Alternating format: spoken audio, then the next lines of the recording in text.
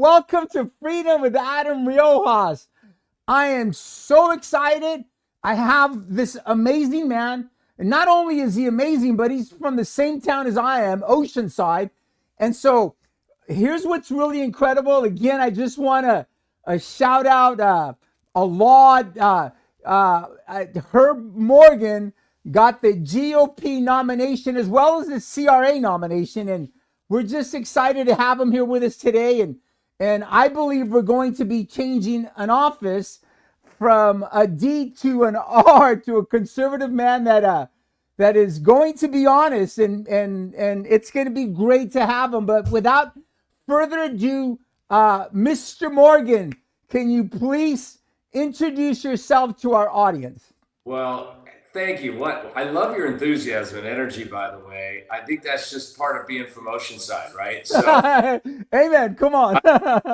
I grew up just about 400 or 500 yards from where you work every day, and it was nice to be with you guys last week. I am a 1984 graduate of El Camino High School in Oceanside, California, but I was very fortunate to grow up here in Southern California, go to the number one public school system in the country, right? California public schools were number one back in the 70s. They absolutely were. They were, and they were the envy of the country. And it's one of the reasons we had this migration to come out here, and California really grew. We grew our infrastructure. We grew our university system. I was fortunate to go to UC Santa Cruz, graduate without a fee increase in 4 years, $463 a quarter. Wow. You could work at a gas station, which I did, the Shell station at Ocean and Water Street there in Santa, and you could get out without $100,000 in debt. And I was able to then, buy a home, start a career. This is literally what the purpose of the state was and should be again. Correct. And I've been married for 34 years to the beautiful Mary Cuzio of Escondido, California, just to the east a little bit. Escondido's pretty cool, but Oceanside rules, as we used to say back then. Come on. And she was a San Pasquale grad, but spent 39 years on Wall Street. So my strong suit, my talent, whatever God blessed me with, was this ability to understand finance and how money flows, how things operate. Analyzing companies and balance sheets and systems over 39 years has led me to have an ability to really identify where waste might live or fraud might be present.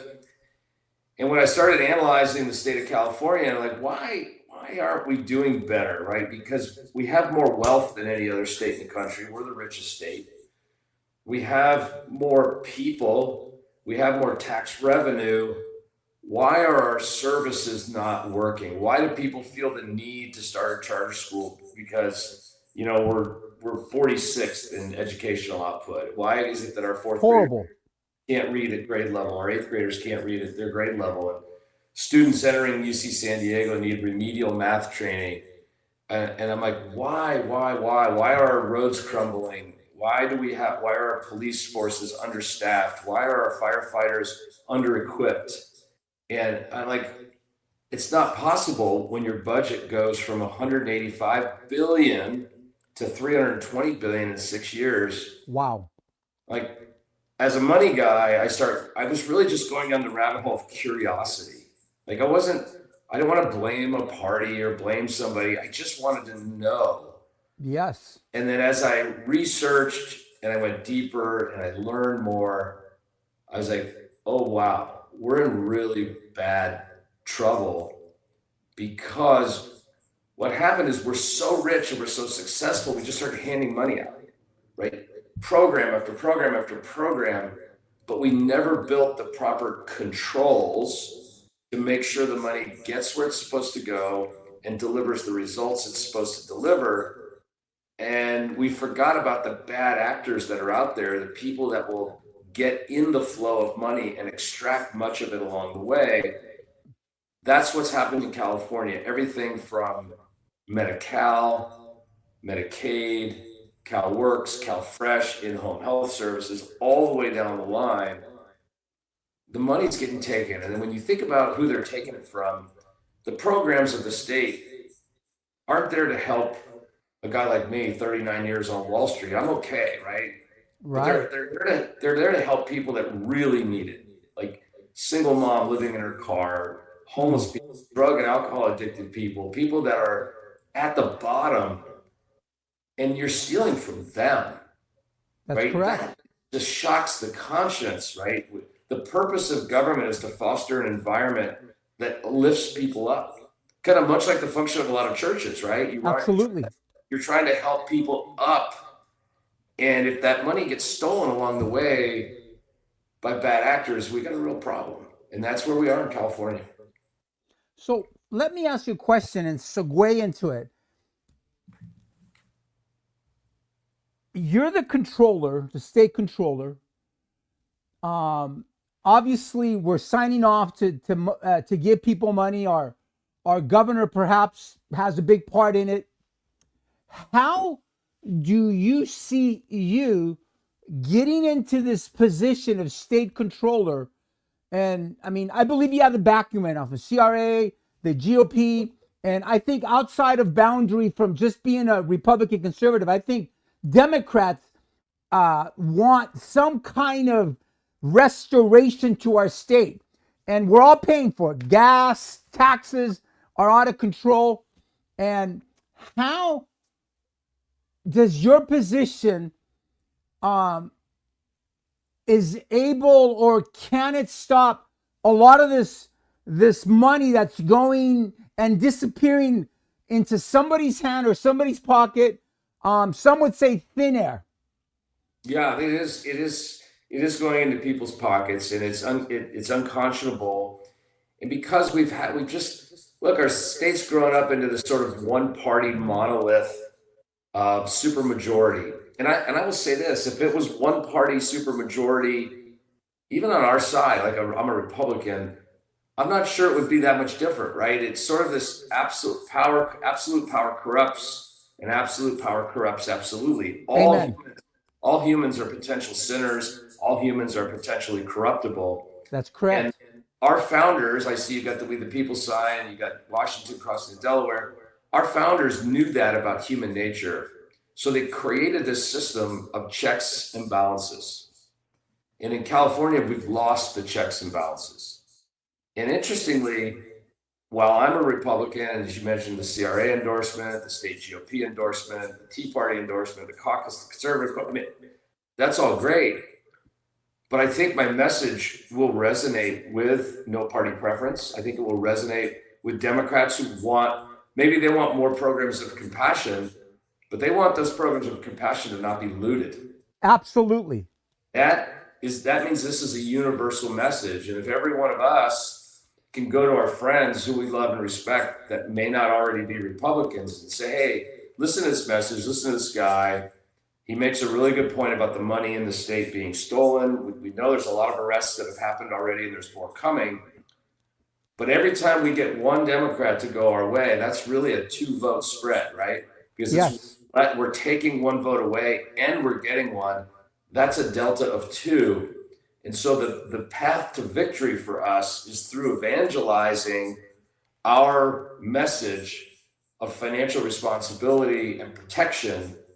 And I really think we have a chance in this race. Financial is not a partisan issue. It's not a religious issue. It's just sort of an everybody issue. It is an everybody issue. Come on. For sure. So I want to make sure that I heard you clearly. You're the one that signs this checks, right? You're the one giving the money out. It has to come through your office. Yeah, in fact, the way the state government is set up, like literally 99% of people go, what's the difference between the treasurer and the controller? They couldn't tell you, right? Right. The treasurer actually physically issues the wire and the check, but the treasurer can't issue the wire or the check until the controller has approved, right? So the role of the controller is to pre-audit state spending and then post-audit verify the veracity and legitimacy of the spending. So, and the treasurer simply executes my instructions, right? So it's a big role. And what's happened is the powerful interests in our state that are the recipients of all this money. They have gotten behind candidates for state controller because they are not capable of doing it. It's a huge job. There's 39 million checks a year just out of the controller's office. Wow. But the controller's also responsible for all the county spending and the state's or the city spending, police departments, school districts, charter schools, anybody who touches our money. The state controller has plenary authority to audit pre and post.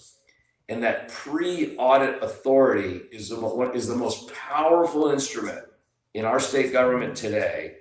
And unfortunately, the woman who's in there, I'm sure, is a kind, decent, loving human being, a great mother, a wife, all of those things.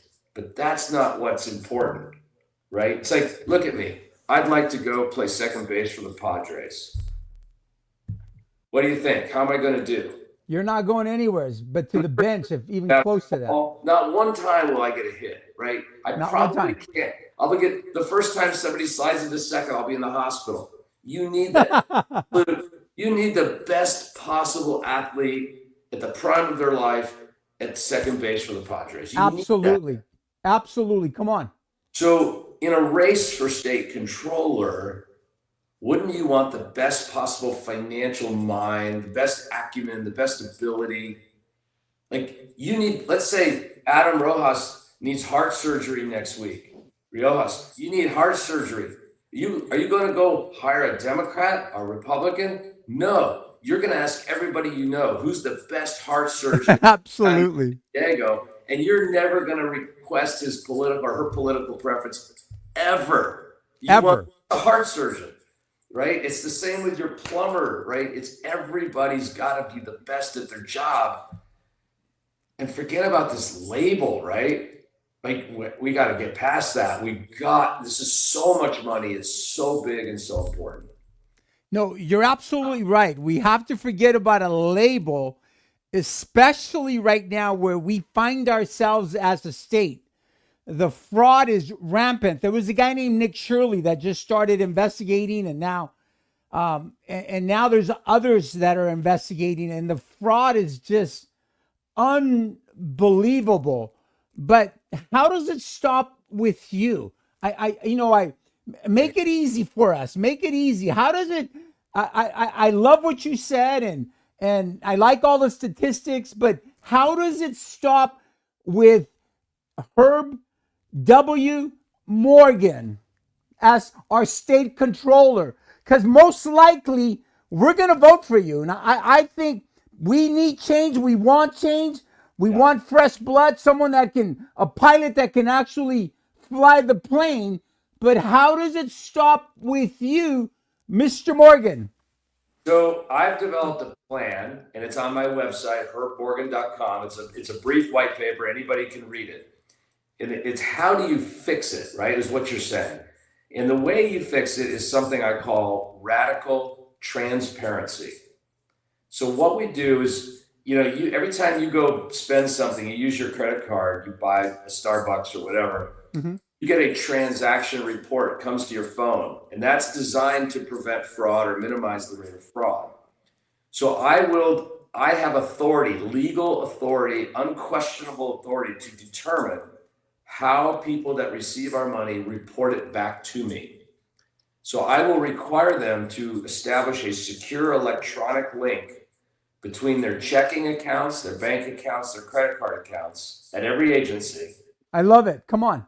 Back to a database. So when they spend money at 10 o'clock in the morning, it'll be in my database at 10:01, right? So not waiting a year to audit them or 2 years to audit them. We get the transactions every day. That database will be public, online. Anybody can go through it. Then we build artificial intelligence models because it's so much data, no single controller could look at it all, right? And we don't need more staff. In fact, I could cut staff at the controller's office. Absolutely. What I need is to build a tech stack, as we like to call it in business, a tech stack that takes all the data, puts it in a place. We synthesize it with artificial intelligence, and it says to me, hey, Herb, check out this thing that happened in Stockton yesterday, or in Modesto, or Huntington Beach, or Chula Vista. And we could look at it, it could be a perfectly fine transaction, but it might not be. And if it's not a fine transaction, that's when we pick up the phone, and that's when our auditors get involved. In addition to that, in addition to seeing every transaction every day through radical transparency and making it open to the public, we're also going to use artificial intelligence to make personal connections between the person granting the money and the person receiving the money. So let's just say I granted money to Adam Riojas nonprofit agency. It would literally tell me within seconds, by the way, they both grew up in Oceanside. I think you went to Oceanside High and I went to El Camino, and we're maybe Pirates. Wildcats. I think we're like 5 years apart. So we were never in school together, right? That's right.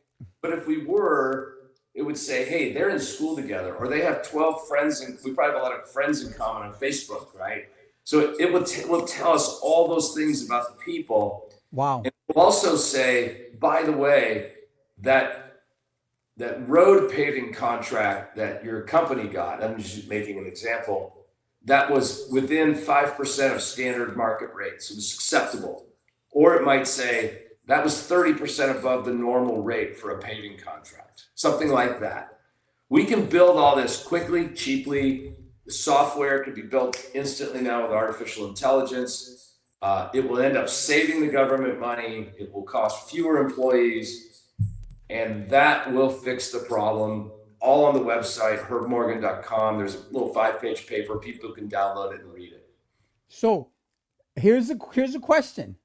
How long, once you get into office, because we want you in office, how long is it going to be before you actually implement something like this? I need to ask you, because that's fair question. We're done with all the ripping off California and looking like the scandalous state that we probably are right now. Yeah. I could, without lawfare, without the Dems in the assembly and so forth trying to stop me, without that, I think I could implement this in 6 months. Now, fair enough. I love it. Fair enough. But they're going to try to challenge me, and they're going to hit me with lawsuits, and we're going to do all that. But hopefully we have a Republican attorney general, and we go and we fight back, or we just do it anyway. I mean, sometimes you just do the right thing anyway. Do the right thing. Do the right thing and deal with the consequences. And I think it's interesting. I've noticed the other side in the last couple of weeks. Now they're starting to talk about the waste and fraud, because I also put out a paper where I'm the one who came up with the $425 billion number. Everybody's talking about the number, but they don't know where it came from. It came from like literally the desk I'm sitting at right now. Me doing. Come on. Come on. Yeah. Already working as you were there already. Yes, sir. So let me ask you a personal question. And I think, again, most of us want change. All of us. How's your spiritual life? I think everybody has a unique relationship. I was raised Catholic in Oceanside, St. Margaret's Parish, where I was confirmed. Okay. I think it was before the building was even built, because we met up at a house, Father Bill's house on Fire Mountain, before he even had an actual church. Raised my kids Catholic. They went to Our Lady of Peace and St. Augustine here in San Diego, and then off to Gonzaga. So that's my journey. I've had some great brushes with death over the year. Over the years, I've actually received the last rites 3 times. So my goodness. Yeah. Have you really? Right? Yeah. Wow. And somehow you know about last rites. You don't just get them randomly. And so I felt I've always had a pretty good relationship there. And that's awesome. Yeah. We want to hear that. We want someone who has some type of belief in God and that has an accountability, because when there's no belief, there's nothing stopping you to do whatever you want. And believe it or not, the majority of Californians believe in God in some way, shape, form, and we all want change. even the agnostic, even the unbeliever, because we are headed in a very destructive way. And I'm glad you were on the show because your job is key. No money goes to anybody without your signature going through you. So I don't want to take too much time. So let's close with you ending as why we should vote for you. I'm going to.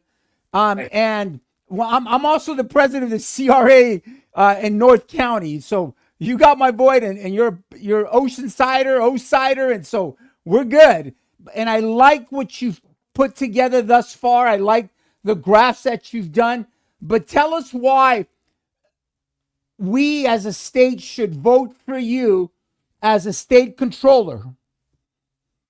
Well, yeah, thank you for that opportunity. Thanks for putting me on the show. I think regardless of your political bias or persuasion, remember the state controller doesn't set policy, doesn't make laws. The state controller is really there to be unbiased, much like a judge, if you will, Absolutely. and must implement the will of the legislature. Whether I agree with it or disagree with it is totally irrelevant. So Correct. I think you should vote for me because I've got 39 years in finance and I'm really, truly passionate, capable. I have retired professionally from my career. I never served our country in my when I was a younger man in the military. I regret that omission in my life. I don't think I'd be very valuable in uniform at 60 years old, but I think I could be valuable, and I really want to help our state. I love California, and if you'll have me, I will really get in there, roll up my sleeves, tirelessly work to rebuild the financial trust of our citizens. And Mr. Morgan, we need you. Well, thank you. People listening, we need a man with all the experience that he has. And you heard him. Every paycheck has to go through him. And we're going to keep you accountable once you get into office. I believe you're going to. So thank you so much. And I think you said something key that you're going to serve everybody, regardless of party and affiliation. You're there to make our state better. Amen. That's Amen. it. Thank you. I totally appreciate you. And woo, woo, our next controller, state controller, Herb W. Morgan. Thank you. Thank you, Pastor. Boom. And street. Okay.